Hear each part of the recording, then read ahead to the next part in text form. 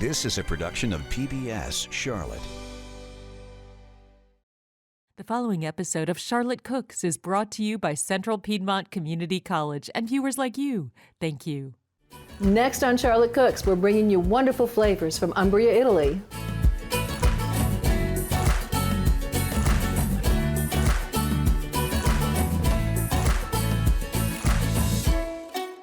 Welcome to this episode of Charlotte Cooks. I'm so glad you're here.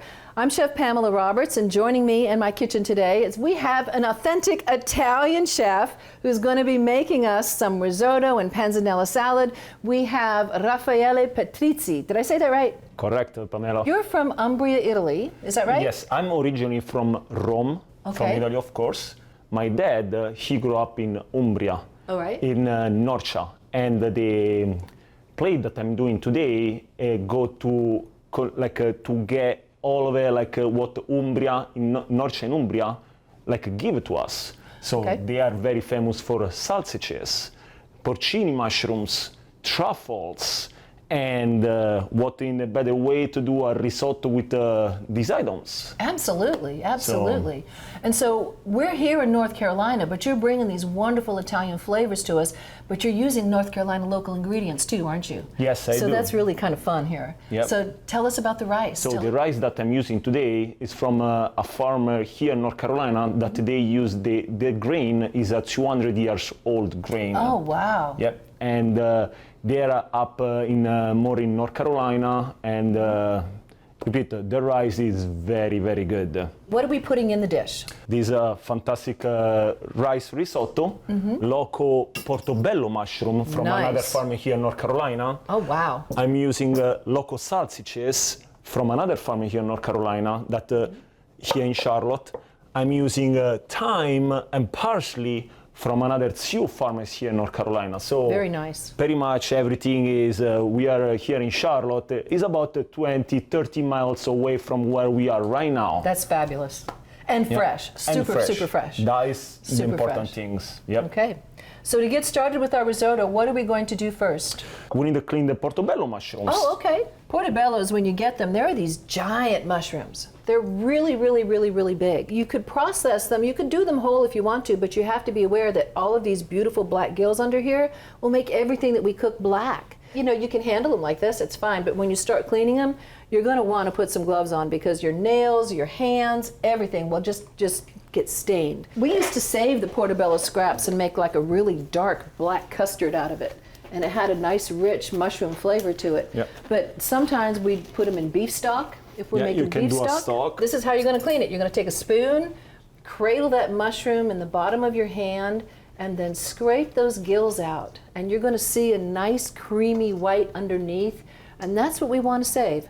We want to get those black gills out and just scrape it with a spoon. You cradle that mushroom in the bottom of your hand so you don't break the mushroom cap.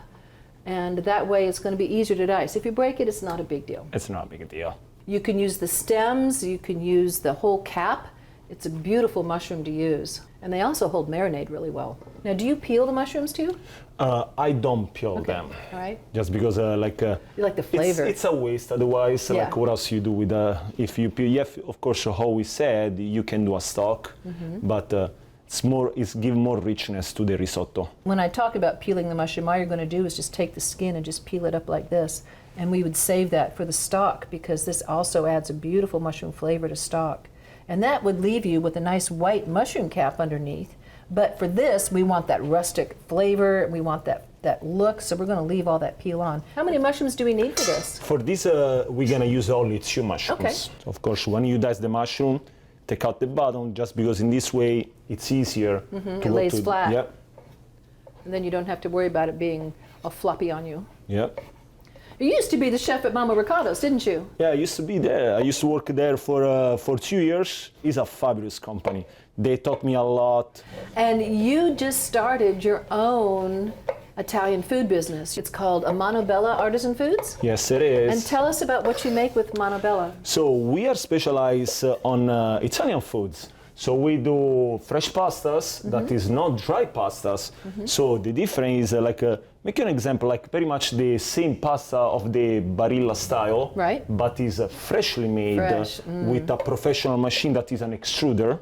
So how does it work? Extrude the mix of the pasta through a bronze dice and give a very good texture. And it's much better because it's not any preservatives. So it's just flour and water. That's it. Nice. And sometimes I do as well whole wheat pasta using local flour from a farm here in North Carolina. I bet you and that's wonderful. As well is very good. So what we are going to do next, we're gonna put some olive oil, turn on the fire, put about 4 tablespoons of olive oil on a pan.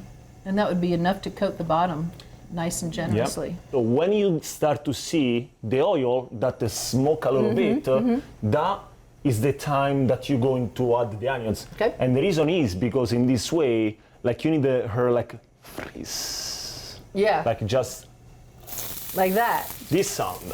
That sound. And doing like what happens when you do this sound, that the onion go immediately to start like the action of sweating, and it go to release all the sweetness and go slowly to lose all the water that is inside. We need to clean the sausages. Okay. So it's very easy. These are how I say are local sausages, and what you do, like you can cut the case and open them, and then but as well you can squeeze it on out, and like a tube of toothpaste. And it's super easy. You just squeeze like this. Clean hold the case. And so when you're putting the sausage in this risotto, we don't necessarily want the casing on there. We just want to use the sausage meat. Yep. Okay. So if you could buy it without the casing, do they sell it with bulk sausage without the casing? Yes, as well. And they are pretty much like the same. And these are Italian sausages, Yep, right? these are Italian sausage from a farm that is here in Charlotte as well. Awesome. We're just going to do small pieces. The reason is because doing small pieces, they're gonna cook faster, and it's gonna go to give much of flavor to the risotto. So the onions, it took about 10 minutes to sweat, and they, how I say, they are nice and soft and translucent. So we go just to add the mushrooms. Oh, this is going to smell so good. We just let the mushroom just do the same thing that the onions did. Let them cook down for about 5 minutes. Up to there as well, they're going to lose all the water. Now, all you people at home watching him flip this stuff in the pan, just stir it if you don't want to flip it. I love flipping in a pan. Yep. It's fun. This is going to be a really rich risotto, isn't it? It is. This risotto is going to fit between like 2 to 4 people as like a small side, or even as well if you want just this, you and your other for dinner, can fit very nicely 2 people. At this point, what I'm going to do now, we're using our rice and our white wine now. So just pretty much like any kind of white wine that you like, because for this, we are going to use pretty much half cup of white wine, and the rest you can drink for dinner. Yeah, so make sure you have a wine that you can drink, not just a cooking wine, but you want wine you can drink, because like you said, you're only going to use about half a cup. Yeah, we are going to use now 1 cup of arborio rice. Okay. And what it does right now, you're going to just put down, toss it, the rice for about 1 minute. So what this is going to do is going to make the rice bean a little bit more go to open the crust of the rice. So in this way, go to absorb better the liquids that you are going to do to add, and let it come out the starch better when you do the risotto. Okay. You just gently stir around. And the cream in the risotto comes from the starch that comes out when you're stirring it in the stock. It's not cream at all. It's just the starch that makes a nice creamy sauce with it. Just when you do the risotto, just you need to take your time and just enjoy step by step. Exactly. And that's the key to Italian cooking, isn't it? It is. Just enjoy every step, because every step has something beautiful, like the onions and the sugars coming out of those onions, and that beautiful earthy smell coming out of those mushrooms. And you go to add your half cup of white wine. So just turn a little bit the fire up again, in the way as soon as you add the half cup of white wine, go to the glaze. There you go. Oh, this smells amazing. So your next step now, what you're gonna do, you go to add 1 cup of chicken stock that you previously warm it up. And the reason is why you want warm it up, the chicken stock, is because if you go to put the cup of chicken stock to a warm, like the cold chicken stock to a warm risotto, you're going to do like a shocked temperature. So you go to ruin the cooking process of the rice.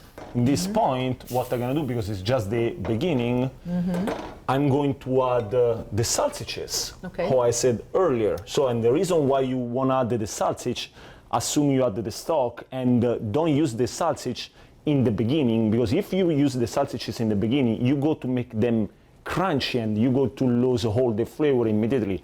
So adding the sausages right now at the stock, you're going to give to the rice all that delicious flavor of an homemade sausages. And you're going to send it out all the fennel and the black pepper that the sausage have and all that goodness. And so it's basically just going to very slowly almost poach in there, isn't it? Yep. And we don't want it crispy like you're putting it in a pan. You just want it to softly cook and just put that beautiful sausage flavor all over that rice and those mushrooms, and ooh, yummy. And put the fire on a medium low. Medium low. You're going to add about 1 cup of chicken stock at a time. And from now, it's gonna go to take about 20 minutes for the risotto to be done. How many times do you add stock to the risotto? We have about 5 cups of chicken stock. So depending from the kind of rice that you can find, should remain like about 1 cup left in the pot. So pretty much like in 20 minutes, the liquid in a medium low is going to absorb 1 cup every 2-3 minutes. You're going to add about like 5-6 times, more or less.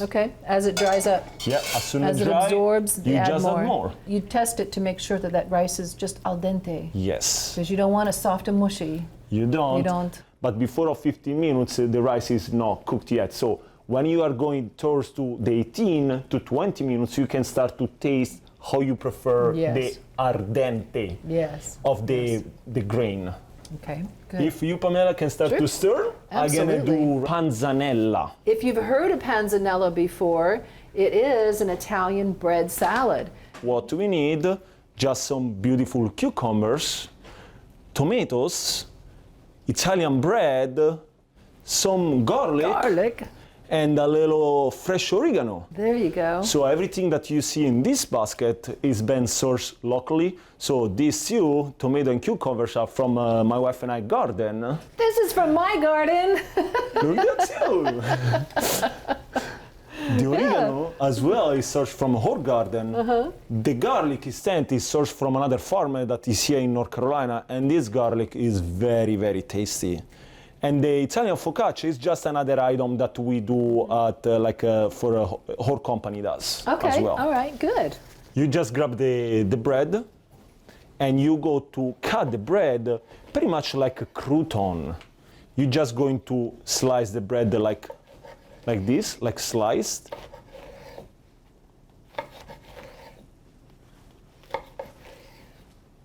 So meanwhile, turn on the pan, the fire on, and put the pan on it, and put about 4 tablespoons of butter, and let the butter melt.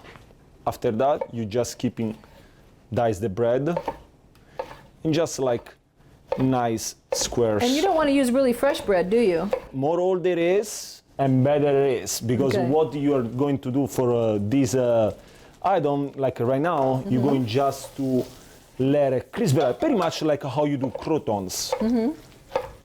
And you want the bread nice and crunchy. So when the butter starts to sizzlings, you just add your bread on it, and you have two ways how to let it toast this bread. So you can do how I'm doing on a pan, and just let it cook with butter, and just let it crisp up all the bread. Or an easy way, just in the oven. You can turn on the oven 350 and let it bake for about 10 minutes. Either way, it's going to dry out and get nice and toasted, right? Yep. And the thing is, because tossing with butter, you're going to give more flavor. Yes. And better thing than butter, just put the bread like this on the side when it's toasted, how you like. And you're going to use 2 cucumbers for this salad. So the cucumber, because it has a nice and crunchy skin, you need a peel. But how I like to peel just so one side, because in this way you can have a little crunchiness. And leave the green on there a little bit, but not all of it. Yeah. You know, that's true. A lot of cucumbers will have like a really thick skin on them. Like my yellow cucumber's got a really thick skin on it. But instead of taking the whole skin off, you can just leave part of it on there because it's got a nice flavor to it and it adds a nice, beautiful color. Yep. But you want a thick skin on a cucumber if you're making pickles.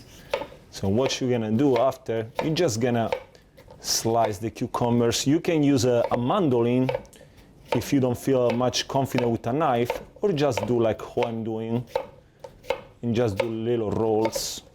Just grab a bowl, put the cucumbers in it. And this panzanella is just, it's just wonderful fresh vegetables over some Yep. nice toasted bread, isn't it? That's it. And it's so good. So next thing I'm going to do, I'm going to get about 3 tomatoes, clean from the top.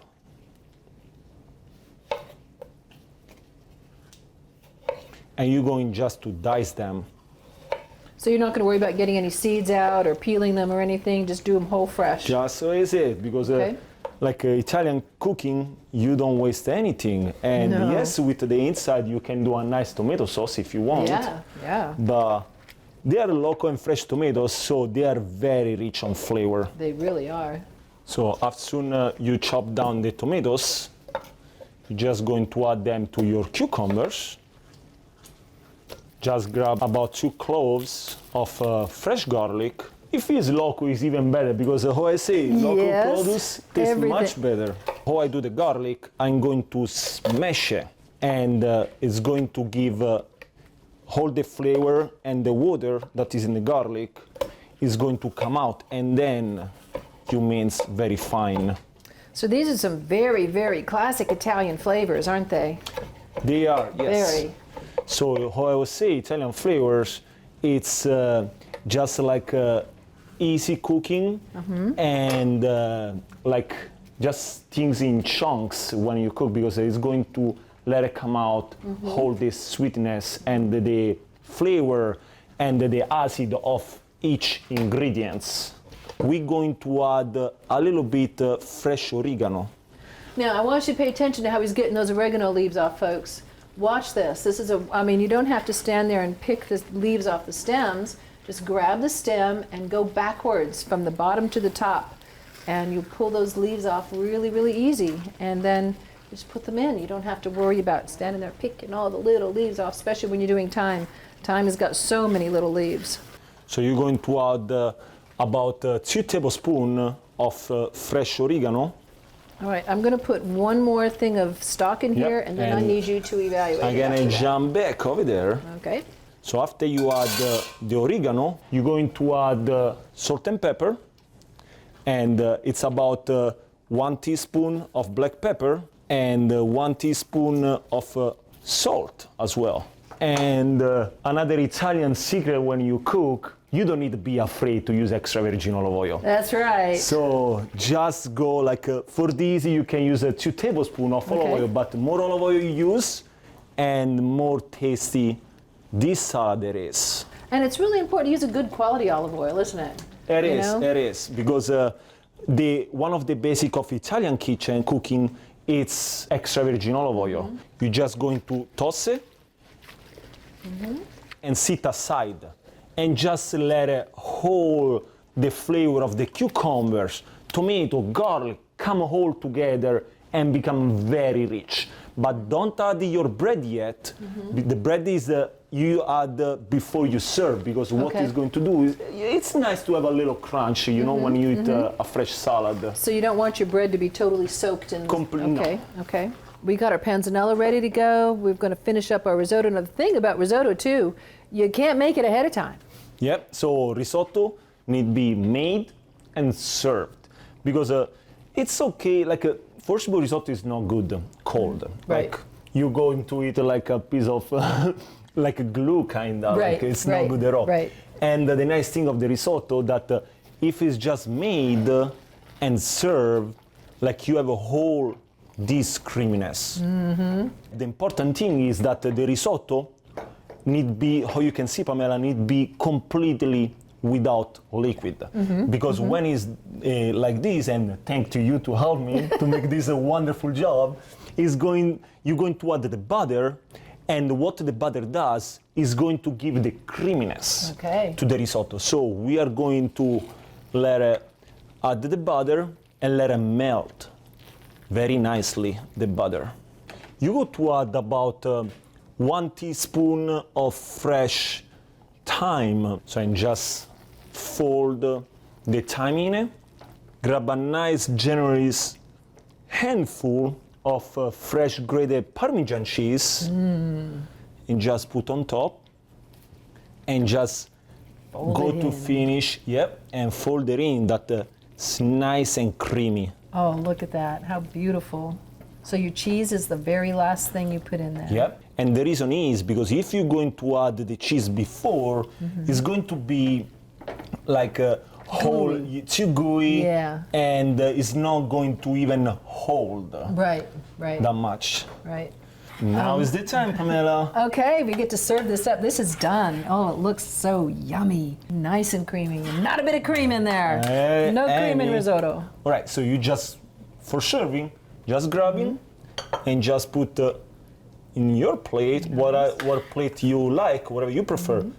And how you can see, the rice keep nice, the creaminess. It sure has. And then there's that sausage in there, and it has that nice fennel flavor to it because it's that Italian sausage. And we've got those mushrooms in there with that. Oh, this is beautiful. And if you like, you can add on top for decoration some nice and fresh parsley, or just if you want to do something cuter, you can put parsley on top. And why not? Let's put more Parmesan cheese on top. Why not? Parmesan is awesome. Let's get the panzanella back. Okay. And here's our dish for the panzanella. So you toss again a little bit. Toss. You just add half of your bread in it and just toss everything. The bread is going to get all that fantastic juice that is on the bottom.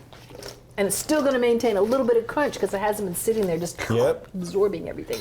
And then just serve. This looks fabulous.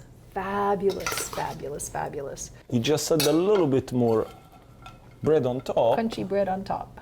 And you guys make this too, don't you? Yes, this is a whole focaccia as well. It's an Italian focaccia that we use a little sourdough starter. Oh, nice. Let's show them what we've got here. Look at this beautiful, beautiful risotto. Tell us the name of this risotto, Raffaele. So this is named risotto alla norcina. This beautiful panzanella salad made with local ingredients and a focaccia bread made by Amano Artisan Foods. Mano Bella. Mano Bella Artisan Foods. Here's the flavors from Umbria right here, fresh from North Carolina for you. If you want to grab the recipes, you can get them off of our website at pbscharlotte.org or send me an email at pamela.roberts, R-O-B-E-R-T-S, @cpcc.edu, and I'll be happy to send you a copy of our recipes.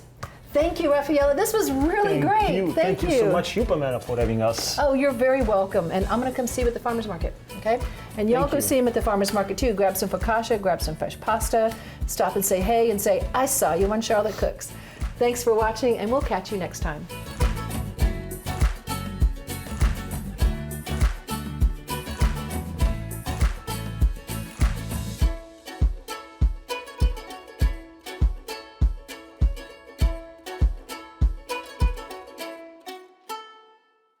A production of PBS Charlotte.